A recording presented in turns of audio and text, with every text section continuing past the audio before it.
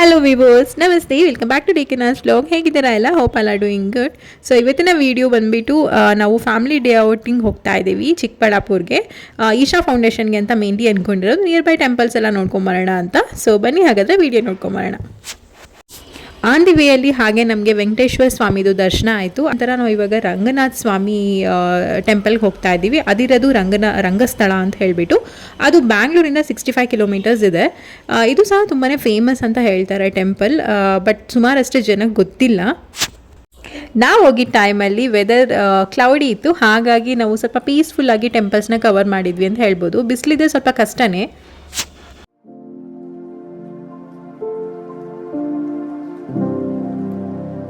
So ಇದರ exact location ಬಂದುಬಿಟ್ಟು ಇದನ್ನು ರಂಗಸ್ಥಳ ಅಂತ ಹೇಳ್ತಾರೆ. ಆ್ಯಂಡ್ ಚಿಕ್ಕಬಳ್ಳಾಪುರಿಂದ ಅರೌಂಡ್ 7 ಕಿಲೋಮೀಟರ್ಸ್ ಆಗುತ್ತೆ ಈ ಟೆಂಪಲ್. ತುಂಬಾ ಚೆನ್ನಾಗಿರೋ ಅಂಥ ಟೆಂಪಲ್. ಇದಕ್ಕೆ 1000 ಇಯರ್ಸ್ ಆಫ್ ಹಿಸ್ಟ್ರಿ ಇದೆ ಅಂತ. ಆ್ಯಂಡ್ ದೇವಸ್ಥಾನ ಟೈಮಿಂಗ್ಸ್ ಬಂದುಬಿಟ್ಟು ಮಂಡೇ ಟು ಫ್ರೈಡೇ ಆದರೆ ಬೆಳಗ್ಗೆ 8 ಗಂಟೆಯಿಂದ 12 ಗಂಟೆವರೆಗೂ ಇರುತ್ತೆ. ಆ್ಯಂಡ್ ಸಂಜೆ ಬಂದುಬಿಟ್ಟು 4 o'clockಯಿಂದ 7 o'clockವರೆಗೂ ಇರುತ್ತೆ. ಆ್ಯಂಡ್ ವೀಕೆಂಡ್ಸ್ ಬಂದುಬಿಟ್ಟು ಸ್ಯಾಟರ್ಡೇ ಸಂಡೇ ಅಂದರೆ ಬೆಳಗ್ಗೆ 7 ಗಂಟೆಯಿಂದ 1 ಗಂಟೆವರೆಗೂ ಇರುತ್ತೆ. ಮತ್ತು ಸಂಜೆ ಬಂದುಬಿಟ್ಟು 4ರಿಂದ 8 ಗಂಟೆವರೆಗೂ ಇರುತ್ತೆ. ಸೊ ಟೈಮಿಂಗ್ಸ್ ನೋಡಿಕೊಂಡು ಪ್ಲ್ಯಾನ್ ಮಾಡ್ಕೊಳ್ಳಿ.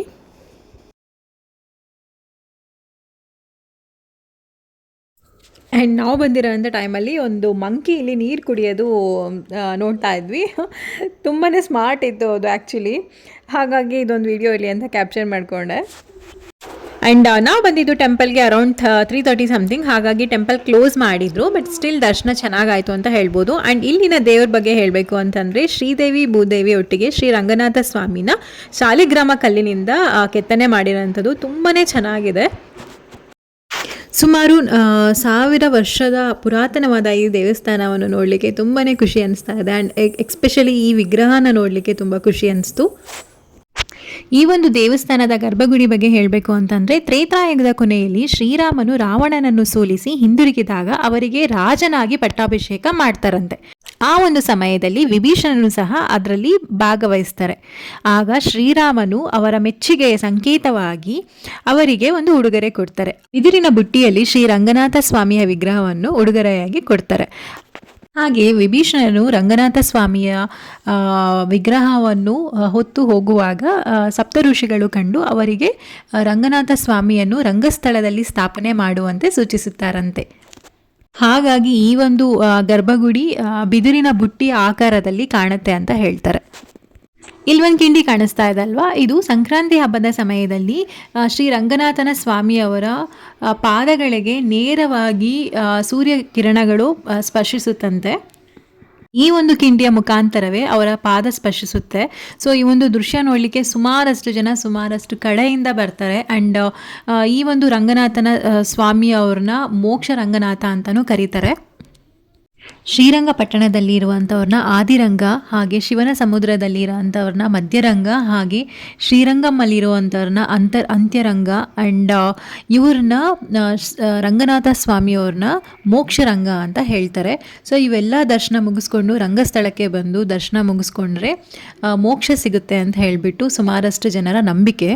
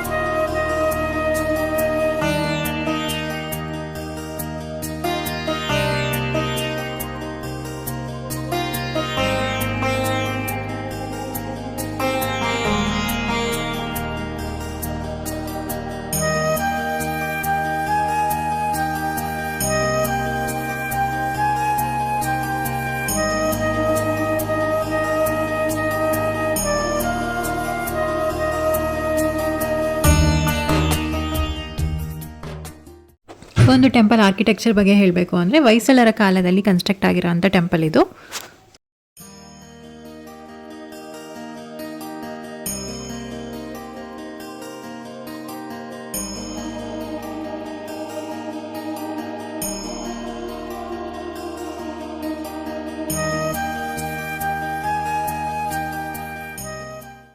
ಸುಮಾರಷ್ಟು ಕಡೆ ನಾನು ವಾಯ್ಸ್ ಓವರ್ ಕೊಟ್ಟಿದ್ದೀನಿ ಬಿಕಾಸ್ ಸಿಕ್ಕಾಪಟ್ಟೆ ಡಿಸ್ಟರ್ಬೆನ್ಸ್ ಇದೆ ಟ್ರಾವೆಲಿಂಗ್ ಟೈಮಲ್ಲಿ ಆ್ಯಂಡ್ ಎಲ್ಲ ಅಕ್ಕಪಕ್ಕ ಮಾತಾಡ್ತಾ ಇರ್ತಾರೆ ಹಾಗಾಗಿ.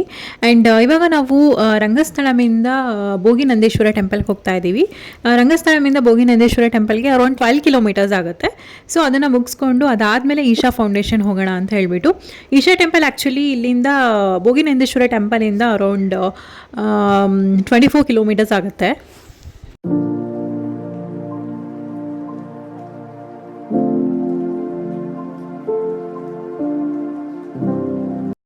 ಭೋಗಿನಂದೇಶ್ವರ ಹಾಗೂ ಅರುಣಾಚಲೇಶ್ವರ ಟೆಂಪಲ್ನ ಟ್ವಿನ್ ಟೆಂಪಲ್ ಅಂತ ಹೇಳ್ಬಿಟ್ಟು ಕರೀತಾರೆ. ಇದು ಚಿಕ್ಕಬಳ್ಳಾಪುರ ಡಿಸ್ಟಿಕ್ ನಂದಿ ಗ್ರಾಮದಲ್ಲಿದೆ.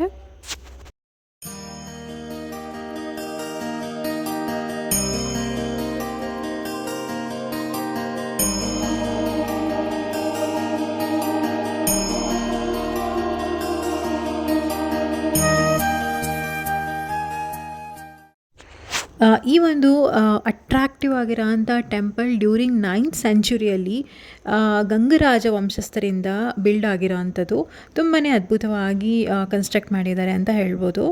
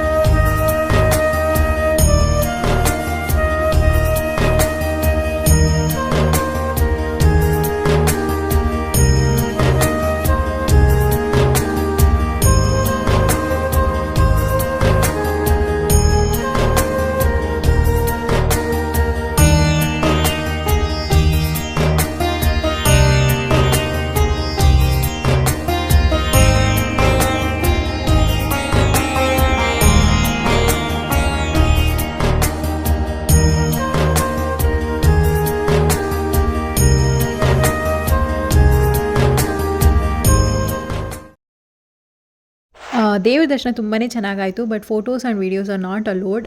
ಗರ್ಭಗುಡಿಯಲ್ಲಿ ಫೋಟೋಸ್ ತೆಗಿಯೋಂಗಿಲ್ಲ, ವೀಡಿಯೋಸ್ ಮಾಡ್ಕೊಳ್ಳೋಂಗಿಲ್ಲ. ಹಾಗಾಗಿ ನಾನು ಎಕ್ಸ್ಟೀರಿಯರ್ಸ್ ಮಾತ್ರ ತೋರಿಸ್ತಾ ಇದ್ದೀನಿ. ನಮಗೆ ದರ್ಶನ ತುಂಬಾ ಚೆನ್ನಾಗಾಯಿತು. ಆ್ಯಂಡ್ ಇವತ್ತು ಸ್ಯಾಟರ್ಡೇ ವೀಕೆಂಡ್ ಆದರೂ ಸಹ ಅಷ್ಟೊಂದು ಕ್ರೌಡ್ ಇರಲಿಲ್ಲ. ಮೇ ಬಿ ಕ್ಲೌಡೇ ಇತ್ತು ವೆದರ್ ಅಂತ ಹೇಳಿಬಿಟ್ಟು ಜನ ಜಾಸ್ತಿ ಇರಲಿಲ್ಲ ಅನಿಸುತ್ತೆ. ನಮ್ಮ ಲಕ್ ಅಂತಲೇ ಹೇಳ್ಬೋದು. ಬಟ್ ಟೆಂಪಲ್ ಒಳಗಡೆ ಇದ್ದಷ್ಟು ತುಂಬಾ ಪಾಸಿಟಿವ್ ವೈಬ್ಸ್ ಇತ್ತು ಆ್ಯಂಡ್ ತುಂಬ peace and calm and relaxed ಆಗಿತ್ತು ಅಂತ ಹೇಳ್ಬೋದು. ತುಂಬಾ ಚೆನ್ನಾಗಿದೆ ದೇವಸ್ಥಾನ.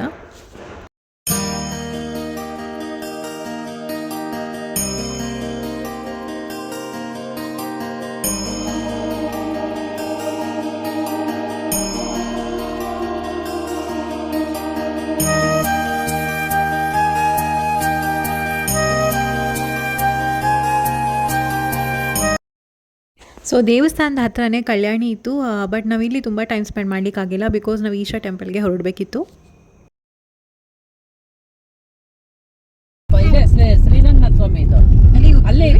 ಚಿಕ್ಕಬಳ್ಳಾಪುರದಲ್ಲಿ ಮಾಲ್ ಟೆಂಪಲ್ ಶ್ರೀರಂಗಪಟ್ಟಣ ಟೆಂಪಲ್ ಎಲ್ಲ ಹತ್ರ ಅಲ್ಲ ಅಲ್ಲಿ. ಈಶಾ ಫೌಂಡೇಶನ್ ಅಂತ ಅಲ್ಲಿ ಹೋಗಿ ಅಲ್ಲಿ ಹೋಗೋಣ. ಓಕೆ,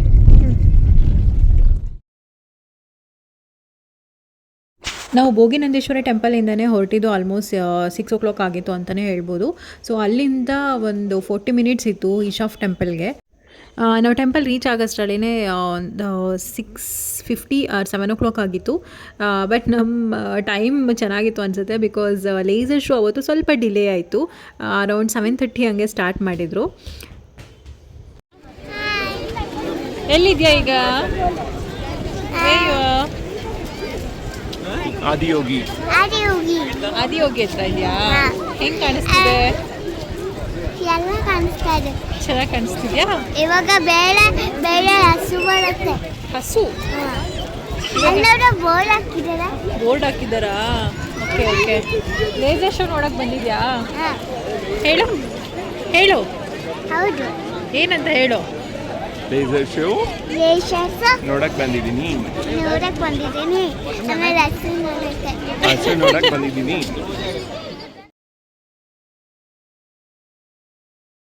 ಆ್ಯಂಡ್ ಇಲ್ಲಿ ಹಸುಗಳಿಗೆ ಫೀಡ್ ಮಾಡೋ ಅಂತ ಅವಕಾಶ ಮಾಡಿಕೊಡ್ತಾರೆ. ಹಾಗೆಯೇ ಲೇಖನ ಸಹ ಅವರ ಅಮ್ಮಮ್ಮ ಮತ್ತು ತಾತ ಜೊತೆ ಹಸುಗೆ ಫೀಡ್ ಮಾಡ್ತಾಯಿದ್ಲು.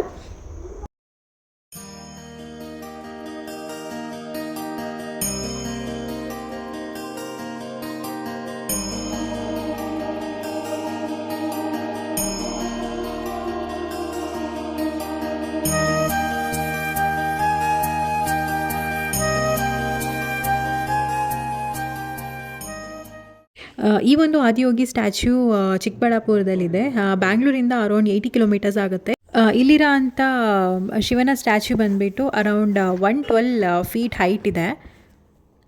ಡ್ಯೂರಿಂಗ್ 2017 ಇದನ್ನು ಇನಾಗ್ರೇಟ್ ಮಾಡ್ತಾರೆ.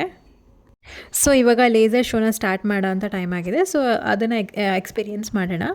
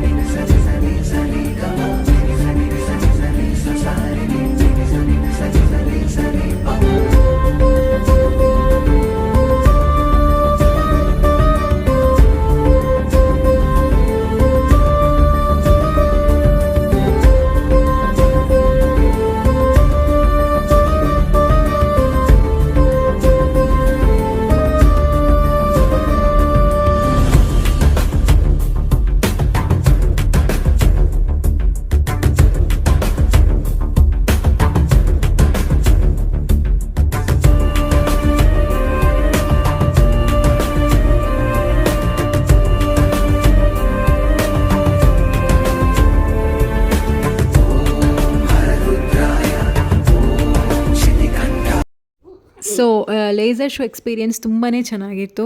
ನಮಗಿದು ಆ್ಯಕ್ಚುಲಿ ಫಸ್ಟ್ ಟೈಮ್ ಎಕ್ಸ್ಪೀರಿಯೆನ್ಸ್ ಮಾಡಿದ್ದು ನಾನು ಆದಿಯೋಗಿದು ಲೇಸರ್ ಶೋ. ನಂಗೆ ತುಂಬ ಅಂದರೆ ತುಂಬ ಇಷ್ಟ ಆಯಿತು. ಆ್ಯಂಡ್ ಎಸ್, ಇದಾಗಿತ್ತು ಇವತ್ತಿನ ವೀಡಿಯೋ. ಐ ಹೋಪ್ ಈ ವಿಡಿಯೋ ನಿಮಗೆ ಇಷ್ಟ ಆಗಿದೆ ಅಂತ ಭಾವಿಸ್ತೀನಿ.